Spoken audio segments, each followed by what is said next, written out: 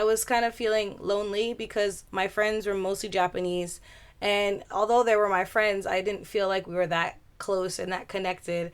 And this is just the way they deal with their friendships with people is just different, especially with foreigners. I feel like they kind of used me a little bit as a token, because the Japanese friends I did have at that time liked reggae, so they were DJs or they had events and they would just take me with them. But I never was like that close to like just stop by at their house, or they didn't come over my place. So I felt a little superficial.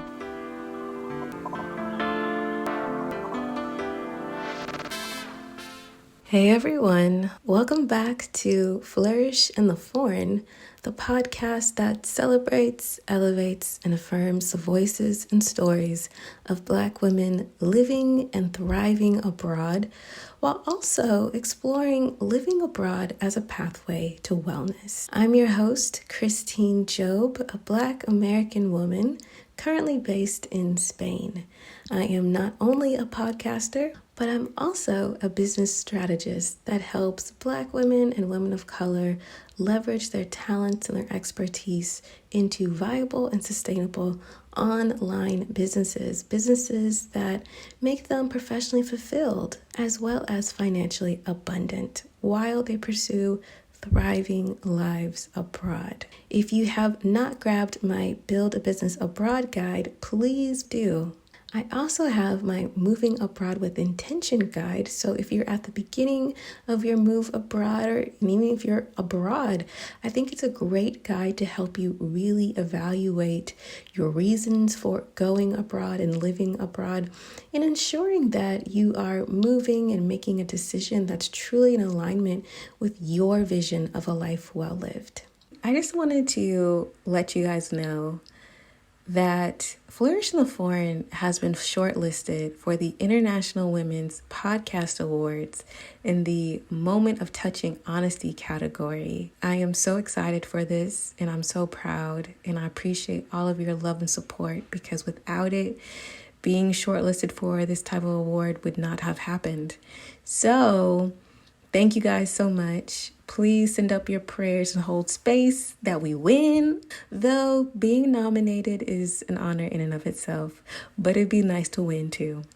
The winners are announced Thursday, September 23rd. So be sure to be signed up to the email list and following on social media, because I will definitely post more information about the nomination and award. As y'all know, Flourish in the Foreign is a labor of love, but labor nonetheless. And so I ask you all to please support this here podcast. You can support by becoming a Patreon at patreon.com/flourishforeign. You can tip the podcast via Cash App at $flourishforeign. You can buy me a coffee at buymeacoffee.com/flourishforeign. You can purchase a piece of production equipment via the podcast's Amazon wishlist, which you can find at the website flourishintheforeign.com/support. And of course, please rate and review this here podcast. If you've been listening for a while and you really like the podcast, but you haven't written a review, go ahead and remedy that today, please. Thank you very much. Continue to share this podcast with all of your friends, your family, blogs that you like, other podcasters. Nominate the podcast for awards or grants or whatever. I just appreciate the support. So thank you all so much. All right, on to the next episode.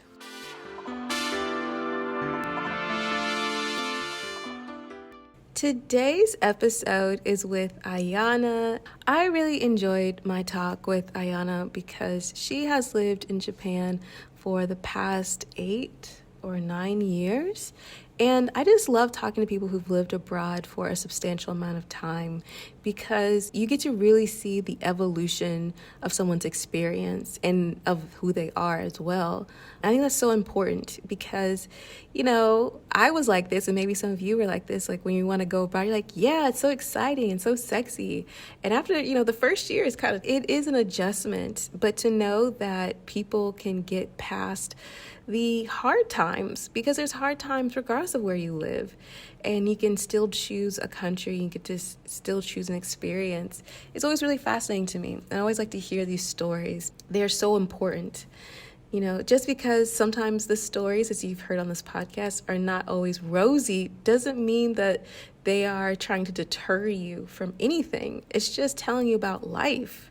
And so I really appreciate Ayana's just transparency and her energy. But I'm going to let her tell you all about it. My name is Ayana, and I am 34, and I am currently living in Osaka, Japan. My hometown is in New York State, Westchester County, and I left United States to live in Japan when I was 24. I had really good experience traveling to Grenada a lot with my family. My dad is from there. He moved to the United States when he was in his late teens to go to school and to try to make a living, and also to help bring his family to the States as well. That was like the time when a lot of people did that from the small countries and the islands. So growing up, my dad took the whole family to his home country many times to get to know the land, the food, and of course our family. And I think maybe I've been to Grenada 6 or 7 times growing up. And the last time I went was when I was in college. I asked Ayana to tell me about her university experience and if she had the opportunity to study abroad. When I decided to go to school, I wanted to go to school for track and field. Unfortunately, I didn't get recruited like I thought I would in high school. So I chose to go to Seton Hall for 2 years and walked on the track team. After that experience, I thought I was going to get a full ride. I did get a partial scholarship my second year in Seton Hall, but because they said they weren't going to give me any more money, even though I was doing better than some of their full ride scholarship track members, I decided to move to North Carolina. I went to UNC at Charlotte and got a partial scholarship there. Now I finished my 2 years of college there. And I wanted to travel abroad even around that time to like see Japan, because I was already interested in Japanese culture. I even tried to study Japanese in high school, but it was like, oh, this is too many alphabets at the time, I said, because they have hiragana, katakana, and kanji, which is the Chinese characters. And when I saw how hard that was, and I was like, I have high school homework already, I don't want to deal with that, I just decided not to study Japanese. But I was still very, very interested in Japanese culture regardless.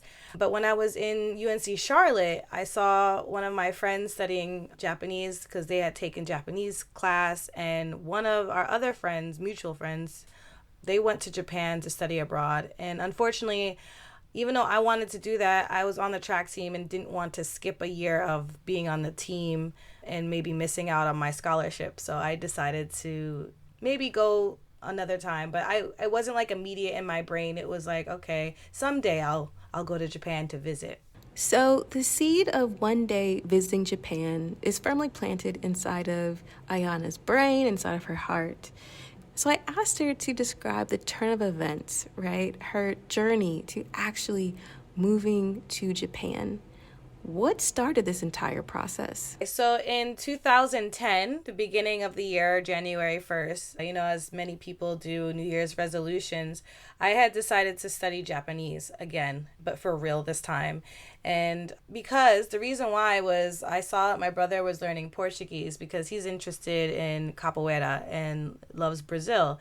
And he also had a roommate that was Brazilian too, and that's how he was learning. So I was really interested in that, and decided on Japanese again because I know I was interested in the culture, and I had seen a lot of movies, Japanese and Chinese. But once I started actually learning Japanese, I realized, oh, Crouching Tiger, Hidden Dragon is not Japanese at all. So once I started studying Japanese, I got more and more interested. I was going to meetup.com to find meetup groups in New York. And at that time, I was living in Brooklyn. So I was living with my brother when I started studying Japanese. And when I went to the meetups in like Manhattan, I was meeting a lot of Japanese people and other like-minded people who liked the language and learning it. So it was a language exchange meetup. And then around maybe the 6th month, I had talked to my friend who had lived in Japan too. She lived in Japan maybe a year or two before I decided to study Japanese. And I had asked her about her experience. And she only was there for 6 months because she had to come back for a family emergency. But realizing that, if she can do it, because she's such a homebody and like a family person and loves being with her family, she went, there's no family in Japan. I was like, oh, I think if she can do it, I can do it. Maybe a little bit longer. And lo and behold, I'm here still. It's been 9 years. So I talked to my friend, and then she also told me about her boyfriend at the time's experience. So they both went on different tracks. There is the working at public schools track, and then there's one where you can work at a private English conversation school. So after her boyfriend at the time told me about his experience working at a company that is an English conversation school, I decided to do that, thinking it would be easier to get into. And lo and behold, after another 3 months of thinking about it, I found the company that he had worked online, applied in August. A week later, I got an email saying that they would like to interview me in September. So in September, I did the group interview. Then a day later, they said, okay, you passed. The second interview is next week. So I had to do one-on-one and do a demo lesson. And then the following week, I got the job. And they said, okay, the choices you have for the cities you want to be in Japan are only one is available, and that's Osaka. And that will be starting in March. So, okay, I don't have that much time to like prepare, but I could definitely like save up whatever I do have to leave the country in March. So it happened so quickly to me that I felt like that even though it's like I just started to learn Japanese in 2010, a year and some change passes, and here I am in Japan. It was just like, what? I'm always curious about family reaction because how supportive or not supportive your family is before you go abroad, let alone while you're actually living abroad, can really take a tough toll on all of us. So I asked Ayana how her family reacted to the news of her moving to Japan. My dad was happy for me because he saw that I was trying something different, and he saw that I applied myself and I got a job in another country. But I don't think he was expecting me to stay so long. I think he was thinking that I would just be there for one year, 2 years max, and then come back. My brother was excited for me because he's the one that kind of put me on in a lot of anime growing up. I started watching Sailor Moon, but he was watching like Dragon Ball Z, so I was watching that with him. We still watch anime together whenever I do go back, so that's just our bonding thing. And he has visited me here too twice. But yeah, my family, I think, were just very proud, and there was no pushback. I always ask my guests about the day they left and the day they arrived in their new country. Probably because for me, it's such a vivid memory. And also, if you've been listening to the podcast, there have been some wild stories about day of departure. And so I was curious to know for Ayana, what was it like emotionally leaving New York and arriving in Japan? Well, I know the night before I went, like I had dinner with my dad, and he was very somber and sad to see me go because I'm going to be so far. And he would always say, like, you're going to a strange land. But the day I left, it was just, I was excited. There was actually problems with the plane from Canada. So I went from New York to Canada and Canada to Osaka. We were waiting on the tarmac for a while and then realizing that there was issues with the plane. So I was a bit late for my landing time, And because I applied for this job that in Japan, they meet me when I arrive. And it's not just me, it's like other people that they're meeting together. It was my training team. Because my flight was delayed, they picked me up later, of course, and I missed seeing my training partners at the airport. It was really surreal, and I felt like, because I was 24 at the time, I felt very, just, I don't know, just everything was just new, so I didn't really know what to think. But I just remember the smell of Osaka when I first came, and I would never forget that. It was nice, though. It was a nice memory. And so I had to ask, what does Osaka smell like? It is the food. It had to be like something with the food. Like, I haven't smelled it that often, or like when I go to that area, I kind of have that memory, that flash of memory. But yeah, it was just, I think this, maybe the soy sauce, or, well, because in Osaka they like fried food, so it's probably the takoyaki, which is the fried balls filled with octopus inside. So they have this brown sauce and bonito flakes on it. And I don't know, I think maybe that's what I smelled or something, or I don't know. It was just a nice memory, and I will never forget that. I asked Ayana to describe her first year in Osaka. What was it like? The ups, the downs, the good, the bad, the ugly. My first year was very fun, I think. The job itself was a bit stressful in the very beginning because it was my first time teaching. I never taught before. And then I know during training, I had a panic attack when I had real students come for my first trial lesson because it's like, oh, I've never taught like Japanese people English, and they're probably not going to understand me. My predecessor, who I replaced at my school, said like, oh, you need to slow down how you speak. So it was a little bit stressful too because the manager changed in the middle of the year, and she wasn't that friendly. And she also tried to overwork me. I don't know. I guess that's the thing that some managers do here, and it's been a problem that I've had. We're just working in Japan in companies. So other than the job itself, I had made good friends with one of my co-trainees. And one of the other co-trainees I had, I didn't really like, but he lived in the same building as me. It was really like coincidental. We ended up being okay, not like friends, but good acquaintances. He had lived here in Japan before, maybe a few years before I was there in 2011. So he kind of knew Japanese a bit. He knew to like go to bars and talk to the locals and just have a good time. Although I didn't hang out with him like that, he did take me to one of the local bars in our neighborhood. And then I also hung out with the other girl, but she lived 3 hours away. So it would be maybe like a once a month kind of thing. But she also left early because she was a real teacher in New Zealand. But we still kind of talk sometimes here and there, and she still teaches and comes to Japan with her students. But yeah, I felt like my first year was like a vacation a little bit. I was working, but I was like, all right, I need to travel. I did the most traveling around the prefecture, not just the prefecture, but also neighboring prefectures called the Kansai area that I ever did in that year. After that, I didn't travel that much in Japan. I've never been to Japan, but through this podcast, I've had the ability to interview guests who have lived in Japan and talk to them about the work culture of Japan. I also feel like Japanese work culture is something that is infamous. So I asked Ayana to describe Japanese work culture and her experience within Japanese work culture. The differences are that Japan's work culture is still very stiff, where they try to follow a lot of their old time, I don't know, when they're the booming era. I believe that was in the 80s.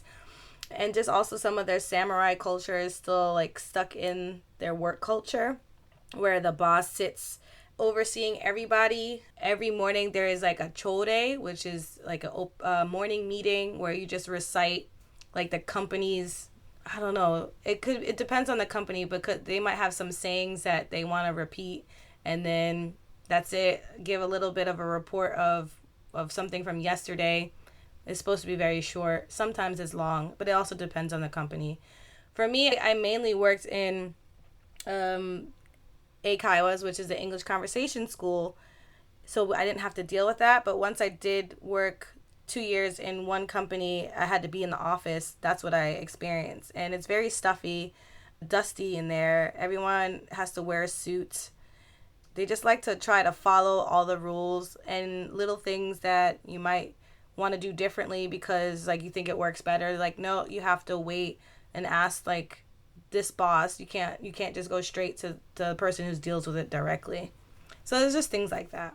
And so some of you may be curious as to how Ayana is able to work in Japan. And so I asked her how she initially secured her Japanese work visa. So the first company I worked for sponsored me. So once I got that job, they got the COE, which is the certificate of, I forget what it was. I forgot what the E is. But I needed to get the COE, and then I could get my visa. And that took some time. I think it took a good month or so to process. But it was fairly simple, and I had to just go to the consulate for it. And then that visa that I got first is just a working visa, but the official name is like engineering / humanities / something else. But it's very broad visa, meaning I could do many things in that realm, but I just couldn't really teach in a public school. If I wanted to teach in a public school, that visa would turn into a teacher visa. Even though I was still teaching, it's just different because it was a public school. And I got a 3-year visa, and then I've only had 3-year visas 3 times. So I did renew my visa in March this year. And when I go to immigration, that's where I get the paperwork, fill it out, get all the paperwork from my jobs, showing how much I make, and then send it back to immigrations with a passport size photo and attach it. And then they process it. It takes like 2 to 4 weeks to process. And again, they just gave me another 3-year visa, same visa. So Ayana was recruited and hired on by an English conversation company. And so I asked her to tell us more about that company and also what a typical work schedule looked like for her. I don't want to disclose that. I don't want to say that name because even though they're a good company, I still like to complain about them once in a while, and I don't want them to know.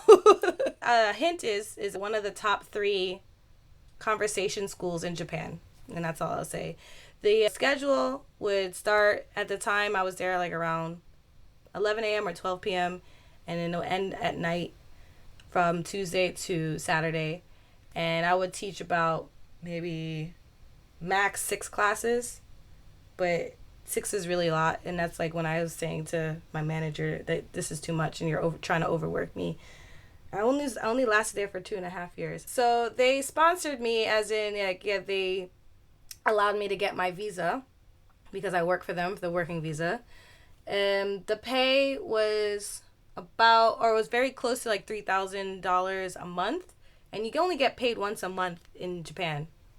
And the health insurance was provided. They also subsidized my rent. They also found the apartment for me when I moved.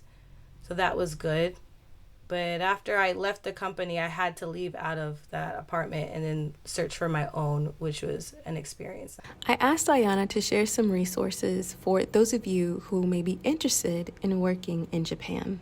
You can try gaijinpot.com. A lot of people like to start there.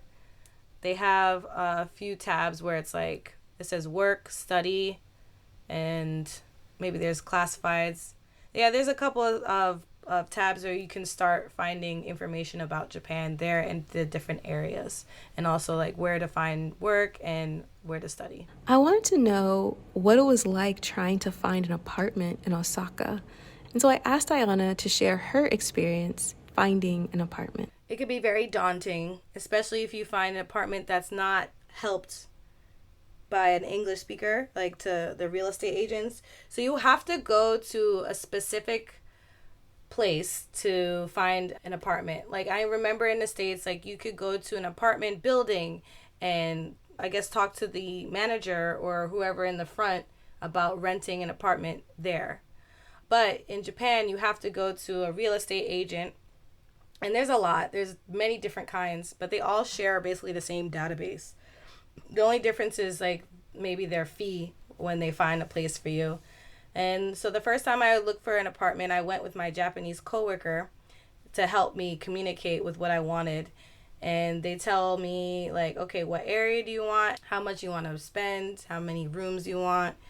Looking for apartments too, like the way they code everything, like for example, a 1K is one room kitchen, 1 LDK is one room living, dining, kitchen, and stuff like that. And a lot of times too, Japanese landlords, if they find out that you are a foreigner, they'll probably just say no. I've gotten denied just because I've been a foreigner before. And I mean, unfortunately that I didn't get that apartment, but fortunately I found a better apartment nearby anyway. But that was my first experience of discrimination in Japan. And I knew it wasn't because I was black. It was just mainly foreigner equals no. Even though I found out like recently that it's illegal to do that. So there's that. The second time I moved, because I moved 2 times after, my first arrival. I went to a English real estate agent, but they also do deal with Japanese tenants and stuff like that. And they found they found a site that I could use to find like subsidized rent from the government. And I have a 3DK, so a 3-room dining kitchen place. And surprisingly, they had this deal, like if you're under 35 years old, you can get this 3-room apartment for a lot less. So my apartment was like supposed to be $800 something, and now it's like $600. So I was able to have that, lower rent since I've been there, and I've been there for 4 years now. So it was like only until I'm 35. So it's best to like find places where they have English support, or if you have a friend, coworker, family member that's Japanese to help you find these places, because it's really difficult and daunting, a lot of paperwork and a lot of money. You need to have at least $2,000 to just move house. And then that includes like the fee, the first first 2 months rent. Maybe they have this thing called key money, which is like you don't get back, and your deposit, which you can get back. Key money is some old thing that they've done like since like pre-war, where it's like gift money or key money. That's what key money is, to assure that the people who own the place get money. Yeah, it's just ridiculous. They still do this. But with English support, real estate, they kind of find places where you don't need the key money. So there are houses or apartments where you can have 0 key money, but it's really hard to find a place too for like pets. So yeah, finding an apartment in Japan can be very frustrating. I asked Ayana to describe the differences in quality of life between Osaka and Brooklyn, where she was living before, but also the cost of living between Brooklyn and Osaka. My quality of life is definitely more comfortable. When I was living in Brooklyn, just finding jobs that pay the high rent was difficult. Eating healthy was difficult for me. Everything's expensive in New York. I know Japan is considerably expensive, but Osaka, compared to other cities, is not as expensive. And, usually the jobs fit the economy there. And my day-to-day, I can ride my bike everywhere and feel safe. I could not do that. I could not feel safe in New York. I have a lot of friends here that are really good friends, like close-knit friends. I say a lot, but it's not too many. It's just that I have more than I had in New York.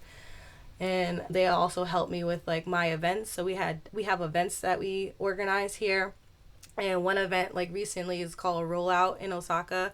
So we go out to the park and just skate or ride our bicycles in a route. And we just try to do things that are healthy for us and also like sociable.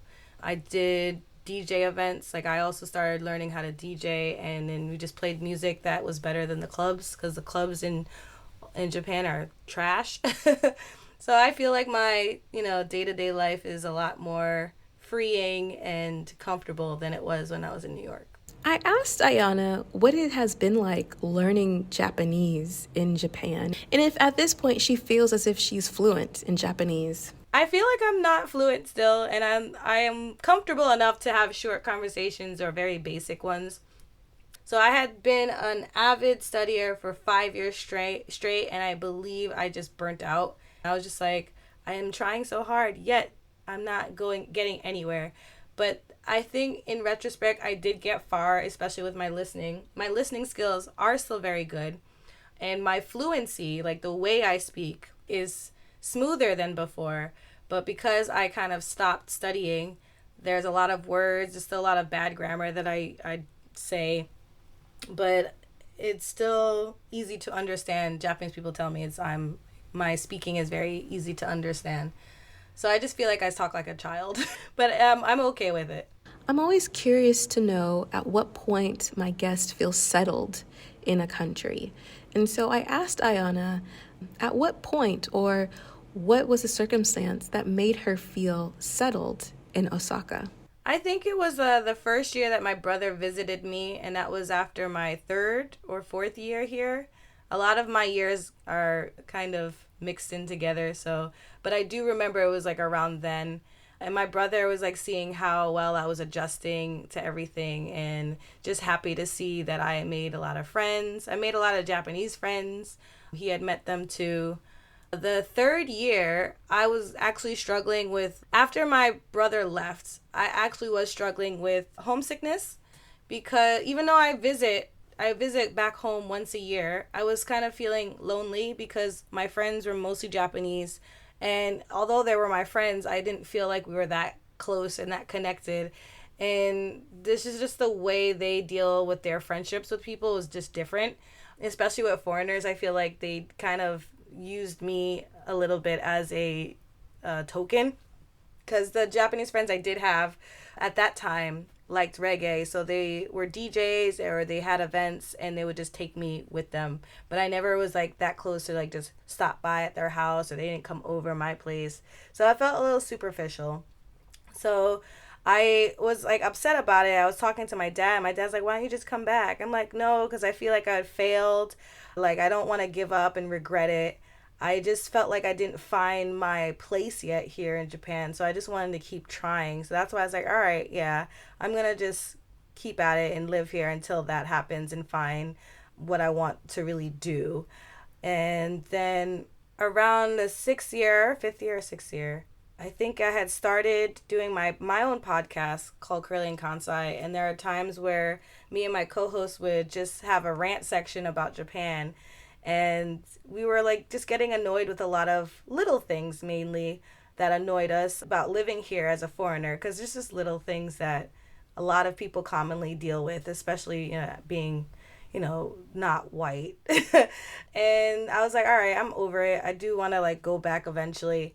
But I think what also keeps me here is that politically what's going on in the States usually just turns me off. And then I have issues with loans still, and my credit score is pretty bad, I feel, if I go back. There's just a lot of things that kind of turn me off, and I don't want to deal with it like 100% if I moved back.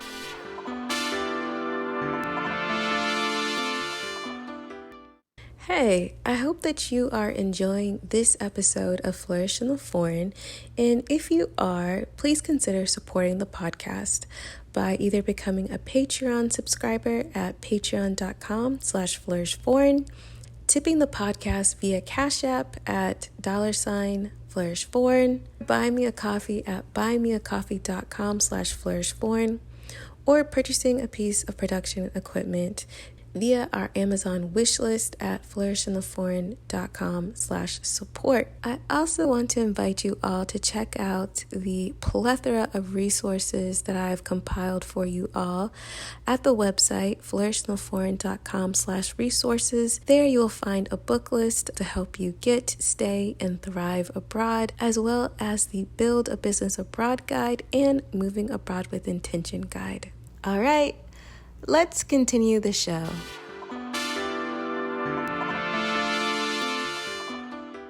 I asked Ayana to describe to me her experience as a Black woman in Japan. I think, like, as a Black woman in Japan, there are little things that we deal with more than or differently than other foreigners, but in general, I felt that my experience and other foreigners are very similar, but things that are different can be like how Japanese approach you, especially like strangers, or like if someone's trying to pick you up, it could be kind of like more disgusting, I would say. Like some guys try to proposition my friends like right next to me, who's another Black woman, and I thought that was disgusting.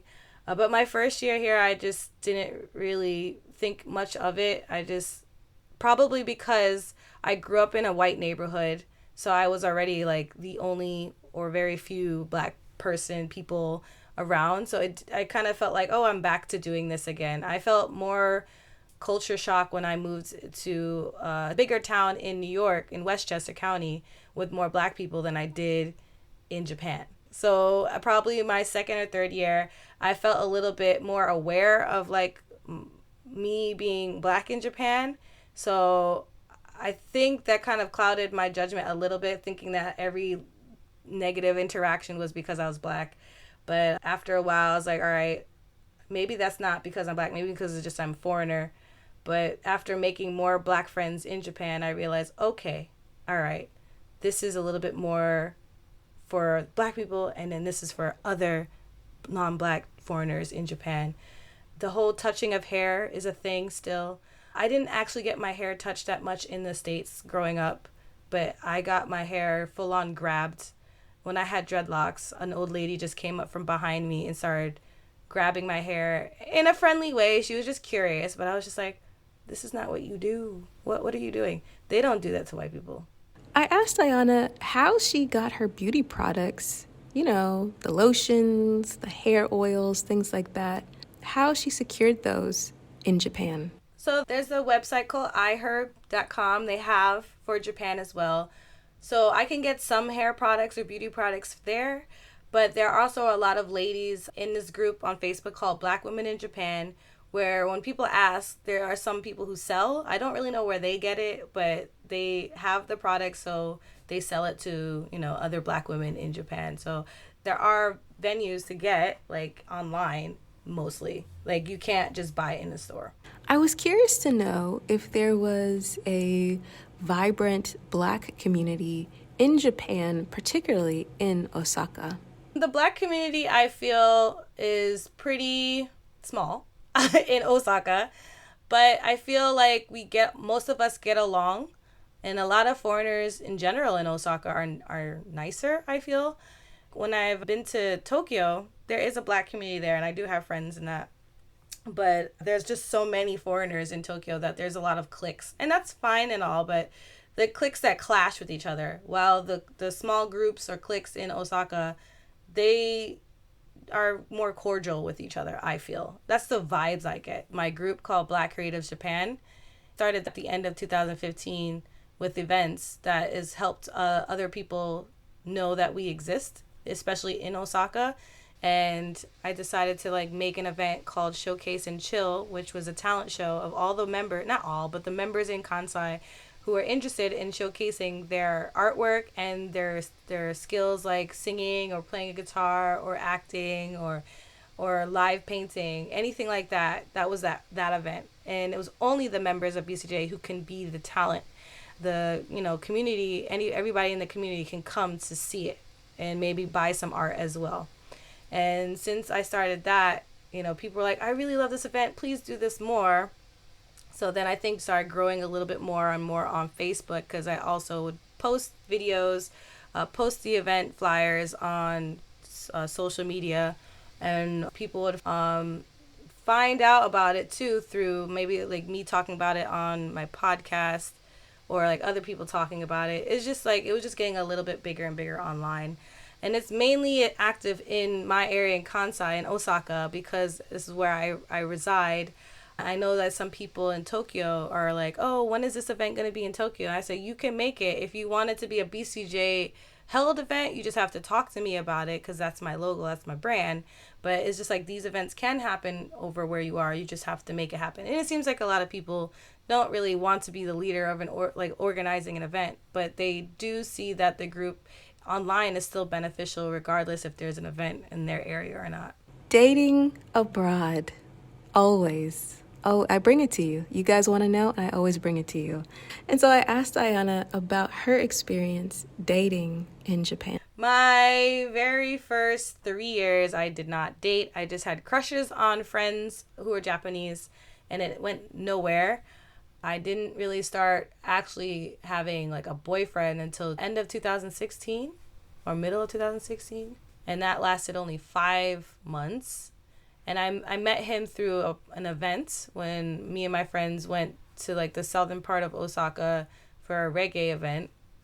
And that what ended up being like just a hookup. And then he just like, hey, let's date. I want you to be my girlfriend. It wasn't like, let's just get to know each other before we make it official. It was just like, all right, we hook up. Now you're my girlfriend. I was like, okay. And at the time, I was going through a rough patch with work because I had changed my job to be a preschool teacher. And I was going through drama with the mothers and the staff.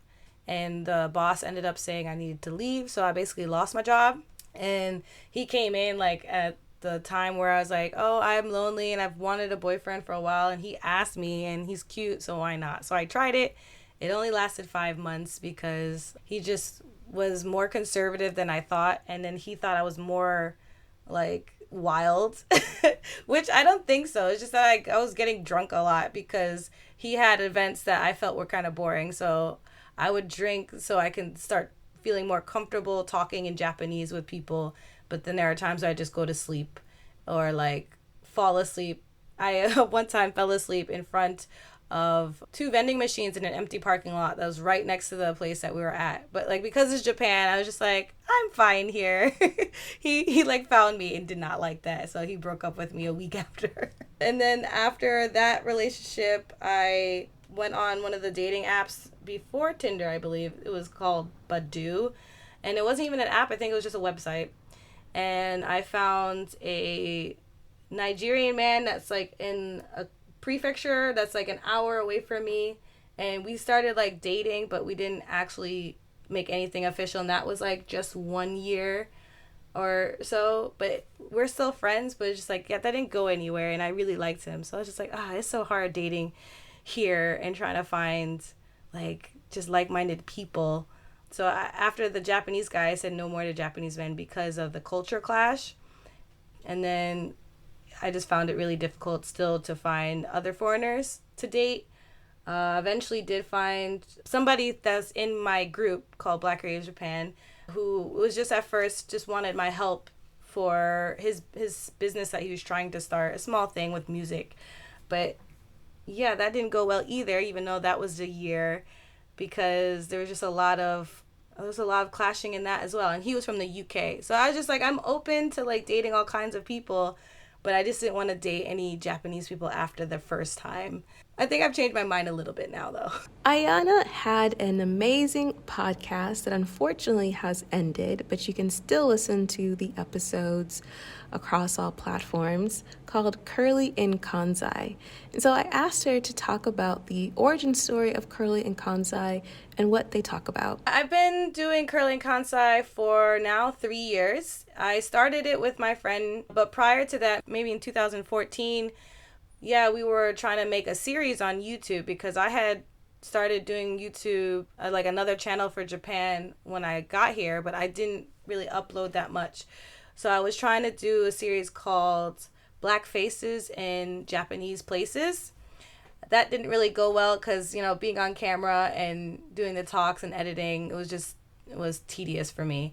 Then I decided, I love podcasts. I love listening to podcasts. It was just a year I was listening to so many podcasts. It's like, why don't I just make one? After a year of listening to podcasts, I was like, all right, I think I should make that instead of videos because I don't have to deal with the videos. Unfortunately, we started doing videos as well, too. Probably the 3rd episode in, I was like, all right, I'm going to put it on my YouTube channel because I have a lot of followers or subscribers on there right now already. So if we want to get a fan base, I'll just post it on there. And I decided to call it Kurly in Kansai because I didn't want it to be like black in Japan or black in Kansai. I just felt like it was just too direct and not that creative. So I was like, oh, we're both curly heads, and I know like anybody can have curly hair, but it's like I don't want to put kinky in Kansai because although that's a play on words, there is an area called kinky in Japan, Kinki. I didn't want it to be like a sexual thing, so I was like, all right, curly in Kansai. I like the alliteration. It's still like being black in Japan and just sharing our experience in Japan as being black women, but it's not too direct of like black in Japan. She and her co-host sometimes discuss annoying things in Japan, and so I had to ask her, what are some of the things that annoy you the most about living in Japan? Well, some of the things that were annoying is a lot of the bureaucracy in Japan, dealing with that, and microaggressions that we also deal with. So one example is like going to apply for a credit card or just apply for something that's supposed to be simple. It requires a lot of paperwork. A lot of things in Japan is not digital, even though many people abroad outside of Japan feel that, oh, Japan has all these futuristic things, so they should have all these things done, like credit cards. They didn't really have credit cards, not credit cards. They didn't have debit cards for the longest time. They started doing debit like maybe 2 years ago or 3 years ago. And I was just like, why don't they have debit cards? Like, they just don't know the concept of debit. And yeah, so just trying to apply for simple things or trying to do things online. Their websites are garbage. Like, it's very cluttered. But they've started slightly getting better. But like doing anything with the government is just tedious. And you need a hanko. A hanko is a stamp instead of signing. And if you want to like sign something, it has to be exactly the same way you signed it before. And I'm like, that's not how signatures work, because they're so used to hankos or the stamps. And I was just like, oh, these things are so annoying. So stuff like that is like what we would complain about. And the microaggressions would be just what a lot of foreigners in general deal with, is like the language thing. So I know when people go to another country, they learn the language and they're able to use that language well. Well, if you're a foreigner, and especially a Western foreigner, quote unquote, Japanese people just talk to you in English. So if you're a very beginner and you're like self-studying, it's hard to like get into conversation with a Japanese person because they want to practice their English with you. And it's like, I already work as an English teacher, so I don't really want to teach you English. I'm here to try to also learn Japanese. So a lot of people go through the route of coming to Japan as an English teacher, and I guess a lot of Japanese people might feel like, oh, okay, they speak English, so I'm going to, practice my English that I learned since middle school or junior high school that I don't practice anymore now, but because you're a foreigner, I want to say something in English. So it's just like little things like that.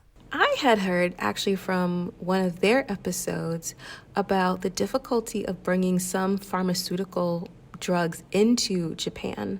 I think particularly it was like allergy medicine like Claritin that you just couldn't bring into the country.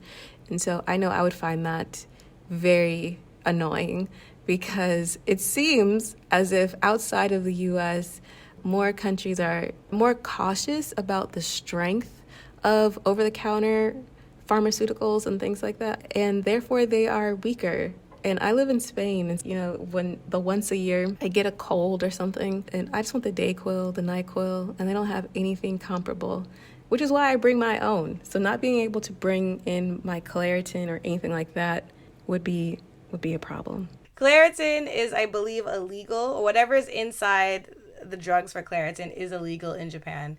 But what is legal over the counter in Japan is Rufinol for sleeping. Like if you have sleeping problems, you can get that. Or it's maybe not over the counter, but it's definitely legal still, while it's illegal in the United States, I believe. I don't think people roofie people in Japan. I think they just generally use it for a sleeping drug. Yeah, they don't have the same kind of history as the U.S. does with Rufinol. But it's still possible to do it. Like I believe that there has been cases. So on the topic of health, I asked Ayana to describe the Japanese healthcare system and describe any experiences she has had with the healthcare system. One thing that's very different culturally is that Japanese people go to the hospital for like anything. So when, someone says, oh yeah, I went to the hospital, like Americans, if they don't know, they're like, oh, are you okay? Like, what happened? They're like, oh no, I just went to get some allergy medicine. Like, you just, go to the hospital for like any little thing. And I never really went to the hospital like that. I did once when I got sick, got the really bad fever. I think I did get the flu. But other than that, I don't think the healthcare system is that great, although everybody has national health insurance. It's universal health care. It's a little bit cheaper, but the doctors aren't that great. And the doctors aren't really that great in diagnosing you. And especially during the winter time, when everybody gets the flu, they don't really check. A lot of doctors don't really check. They're just like, okay, what's your symptoms? Okay, here's some medicine, and that's it. They don't really check your throat and like that. And then during this pandemic, the coronavirus, in the very beginning, they did not take in anybody who had any symptoms because they're like, if we check you and you're positive, you might just spread it everywhere, or we have to admit you and then you'll spread it in the hospital. So they didn't want anybody to come to the hospital. And although the health insurance is universal, the way you pay health insurance here is based on your last year's income. So if you don't have health insurance from a company and you just use the government's national health insurance, they determine the price from how much you get paid from work. And I've had issues with actually national health care here for a good year and a half now. It's settled, but at one point I was supposed to owe $3,000, but then ended up being $300. I asked Ayana if she felt that American politics still affects her while living in Japan. Yeah, they do. And then this year we had also made a march in Osaka for the BLM movement. So all the things that's been going on in the States, especially with shootings, affected me and my friends, and we all had decided like we want to show solidarity. We feel like also Japanese people should know that, just because, we're foreigners and we have, black issues in the States, we also have issues in Japan for being black. So we should also bring awareness to Japanese people that this happens around the world, and some things also happen in Japan too, like with discrimination and microaggression and all the things, especially to Japanese mixed kids who are mixed with black. So I don't know how many of you keep up with international crimes and politics, but when I was recording with Ayana many, many months ago, the story of Carlos Ghosn, who was the ex-Nissan boss, was like everywhere. So the story is Carlos Ghosn had done some work with Renault, which is a French car brand, got placed in Nissan in Japan to help them turn it around. And basically what happened is that he got accused of misappropriating funds. So he was first arrested in Tokyo in 2018 on allegations of underreporting his salary and gross misuse of company assets. He was dismissed, and there were a bunch of investigations going on about what else was happening, what else he might have been involved with. He was granted bail in March of 2019, but then he was rearrested in Tokyo in April over some new charges about misappropriation of Nissan funds. And so he was released again on bail, and during his time on bail, there were even more accusations and more charges being filed against him. And he decided, which was the biggest shock for anyone who was like watching this case, like I was, like the nerd that I am, I was definitely really tuned into this. He fled from Japan to Lebanon via Turkey. And he did it in such like a James Bond way, right? He was hidden in a musical instrument box. He went via private jet. He had help by the Turkish authorities. I mean, he's basically being sheltered by the Lebanese authorities, even though there's an Interpol red notice issued out for him. And It was just so fascinating to me.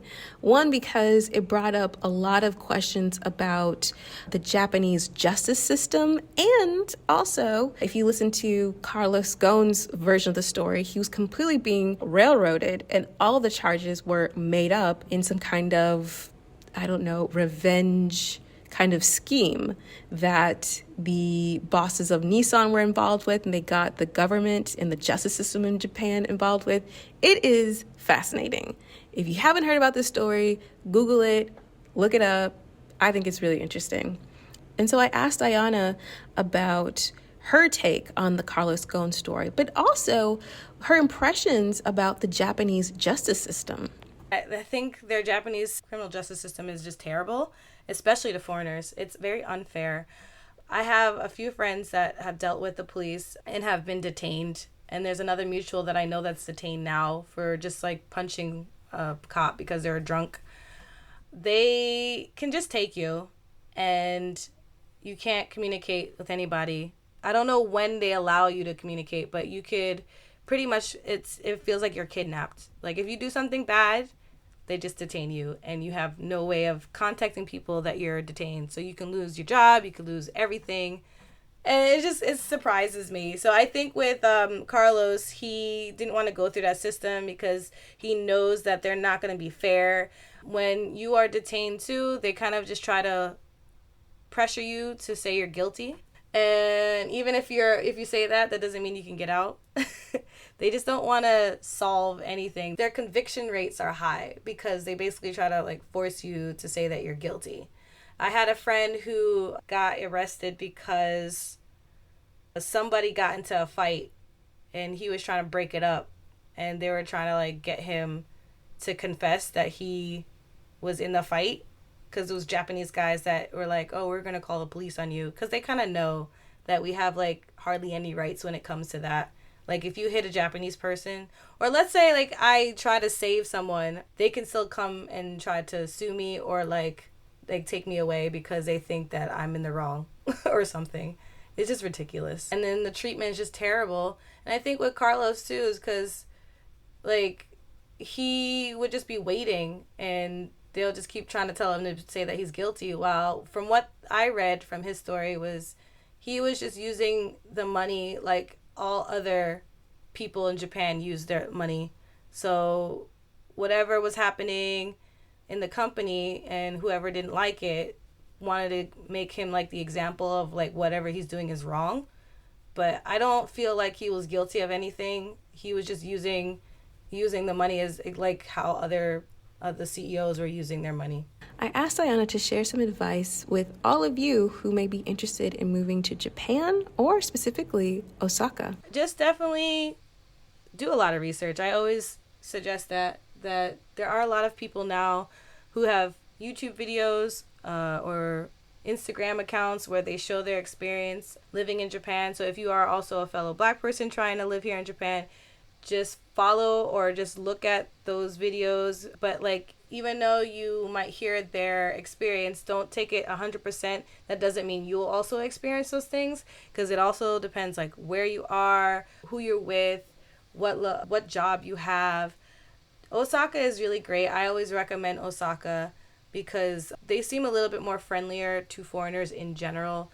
And there's not that many foreigners here too, so you can probably make friends with Japanese more if you are, adventurous and able to just put yourself out there. Then you will find more Japanese friends to speak Japanese with. So also study the language prior to coming, or even if you haven't, I recommend studying while you're there, and don't put yourself in a bubble where then you can't, or you lose motivation to learn Japanese. Like, even though I lost motivation to study, I still am interested, and when I do speak to interesting Japanese people, I still learn Japanese that way too. So it's not like I've given up the language totally. I can also still communicate with them. So I just find it important to be able to learn the language to live here, even if Japanese people want to practice English with you. I asked Ayana to describe her definition of wellness and if living in Japan for this many years has changed that definition, that concept, and even her practice of wellness. And this is what she said. So for me, I think it's also just due to my personality. My wellness is friendship that can also be turned into family. And so just having a safe space where people can just talk freely, be themselves, and not have to worry about following certain rules or customs in the country or wherever they are, just relax. And music is also a big part of that for me, and exercising. And one of that is like for me, biking. I just got a new bike, so I like to bike around the city and just seeing new sights that I haven't seen before. Thank you so much, Ayana, for sharing your story. I really appreciate it. And if you want to keep up with Ayana, you can via social media. You can find me on Instagram, Yana_YZ, and Twitter. Those are the same. And then if you look up my podcast called Kurly with a K in Kansai, you can find it on YouTube and all other podcasting clients. Thank you again, Ayana. And if you want to learn more about Ayana's story, you can by checking out her show notes on the website flourishintheforeign.com/episodes/Ayana. To celebrate the 1-year anniversary of Flourish in the Foreign, I'm going to give a 50% off discount to everyone who books a session with me. The discount code is FIF, Flourish in the Foreign, 50. Capital F, capital I, capital F, 50. These 1-hour sessions are not recorded. You will be given a questionnaire and you get to pick my brain and we get to chat for 1 hour about your moving abroad strategy. The discount code is FIF50. Make sure you go ahead and book that in today. If you are interested in launching your own podcast, I highly recommend joining WOC Podcasters Insiders membership. I've been a member of this membership for a while now, and honestly, I feel that the reason the podcast has done so well and the reason the podcast is continuing to grow and take on even more exciting opportunities is because of the support and the great advice that I get from WOC Insiders. So if you're wanting to launch your podcast or just get more serious about your podcast, or perhaps monetize your podcast, definitely join the WOC Podcasters Insiders membership today. And you can do so via the link in the description of this episode or on the website flourishintheforeign.com/resources. It's a great way for you to support this here podcast at no additional cost to you. If you have not followed the podcast on YouTube or on Instagram, what are you doing? There's a lot of great content on both platforms. On Instagram, I have done many IG lives, some solo and some with past guests that are jam-packed with amazing gems on moving and living abroad. And on YouTube, I really have a lot of great conversations with some past guests about what they're up to now and how living abroad really has changed their lives. So check it out, youtube.com/flourishintheforeign and instagram.com/flourishforeign. As always, thanks so much to Zachary Higgs for producing the music of this here podcast. If you're in need of music for your next creative endeavor, he is definitely your guy. You can find all of his information in the show notes of this episode. And please remember that it's not about getting abroad. It's not about being abroad. It's about thriving abroad. So go abroad and cultivate a life well lived. See you next time. Bye.